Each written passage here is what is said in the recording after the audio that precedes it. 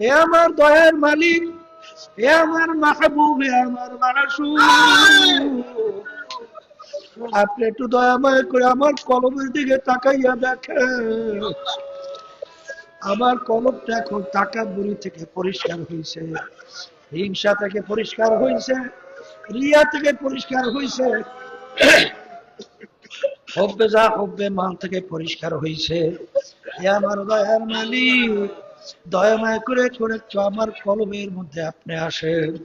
তখন ওই বান্দা বান্দি তখন আমার মালিককে ডাক দেয়, বলে হে আমার দয়ার মালিক,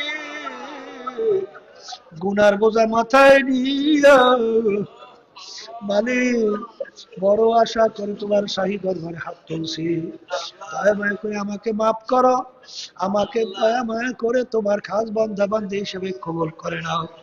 যখন বান্দাবান্দি আমার মালিকের ডাকের মতো ডাক দেয়, চাওয়ার মতো যখন চায়, আমার মালিক বড় দয়া মায়া। আর রমজান মাসের রোজা রইয়া যখন বান্দাবান্দি ইফতারের আগে আগে ইফতারের সামনে সাজাইয়া যখন আমার মালিকের দিকে তেলটাকে ঘুরাইয়া যখন অপেক্ষায় থাকে হুকুম আনবে, ইফতারি করবে, আমার মালিক খুশি হইয়া ফেরেশতাদের সামনে ঘোষণা করে, ফেরেশতারা আমার বান্দা বান্দি সামনে খানা নিয়ে অপেক্ষা করে, খাইতে পারে কেন খায় না? ফেরেশতারা বলে, মালিক বান্দা বান্দি খাওয়ার সুযোগ শক্তি থাকা সত্ত্বেও খায় না কেন? কারণ মানে এখন আপনার হুকুম হয় নাই, এই জন্য অপেক্ষা করে। তখন আল্লাহ বলেন, হে ফেরেশতারা তোমরা সাক্ষী থাকো, বান্দা বান্দির শক্তি থাকা সত্ত্বেও খাইতে পারে খায় নাই, পান করতে পারে পান করে নাই। কারণ কি? আমার হুকুম এখনো হয় নাই।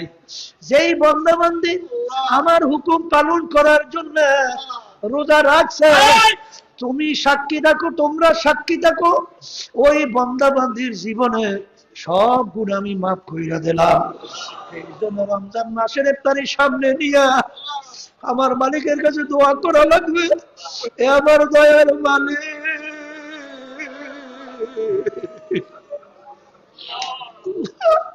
শয়তান এবং নফস আম্মারা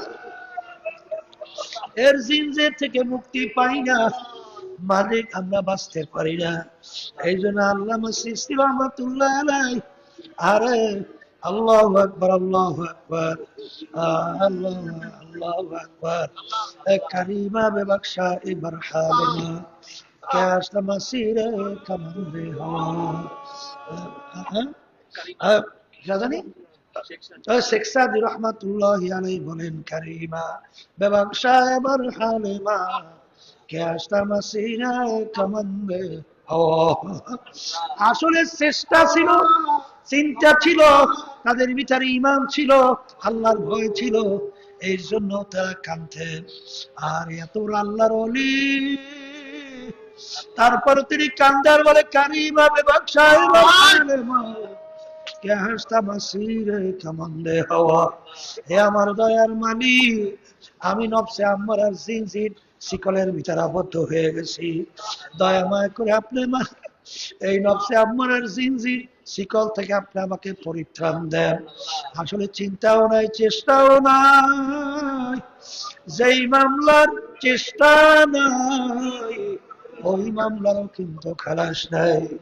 এই জন্য আল্লাহর ওলিদের ইতিহাস পড়লে দেখবেন, আল্লাহর কুতুব ফজলুল করিম রাহমাতুল্লাহি আলাইহি আব্বা জান দাদা জানের কথা শুনছে,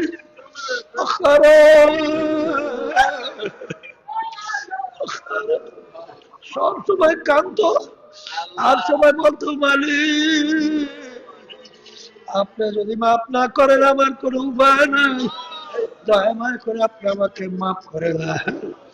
আর কান্তের মাপ চাইতেন, আরে আমার মালিক তো বড় দয়ার, বড় মায়ার। লা তাকনাতু মির রাহমাতিল্লাহ, আমার মালিকের রহমত থেকে আর বঞ্চিত আমার মালিক করেন না। আমার মালিক ডাক দিয়া বলে,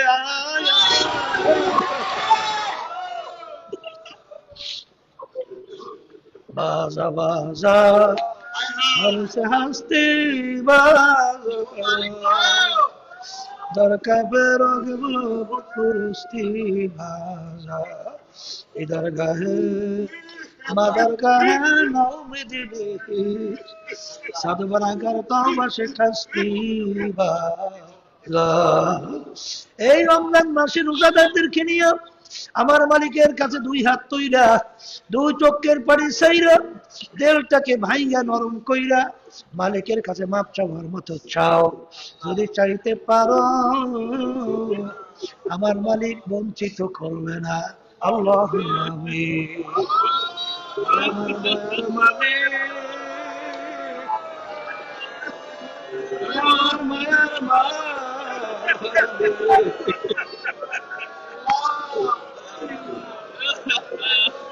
আজকে রহমতের সাথে যাইতে জানি না রহমত পাইলাম কিনা। আমার মালিক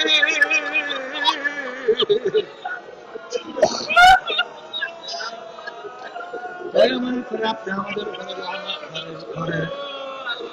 আমার মালিক আপনি একটু তালিম তারবিয়াতের দিকে তাকাইয়া দেখে সাদাদারি আমার বাবাদেরকে নিয়ে হাত তুললাম, কত হাত তুললাম,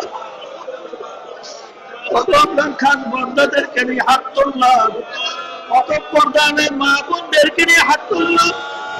সেই হাত আপনার কাছে পছন্দ।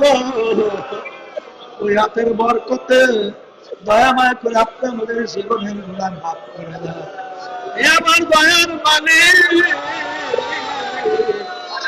দয়া মায়া করে আপনি আমাদেরকে মাফ করে দেন। फिर के तारे हम लेके या माना ओ इजाबत या अल्लाह अल्लाह मोहम्मद अपने अपने नाजिल करे, আপনার ভয় আমাদের ভিতরে পয়দা করে। মালিক আমাদের কলমকে পরিষ্কার করে দেন। আল্লাহ আমাদের আম্মা আব্বা দাদা দাদু দাদারা আত্মীয় স্বজন যত আমাদের মোবাইল ওই অন্ধকার কবরে শুয়ে আছে সবাই কবর দয়াময় করবে। আল্লাহ আমাদের অসুস্থ সবাইকে সুস্থ করে দেন। সুবহান রাব্বিকা রাব্বিল ইজ্জাতি আম্মা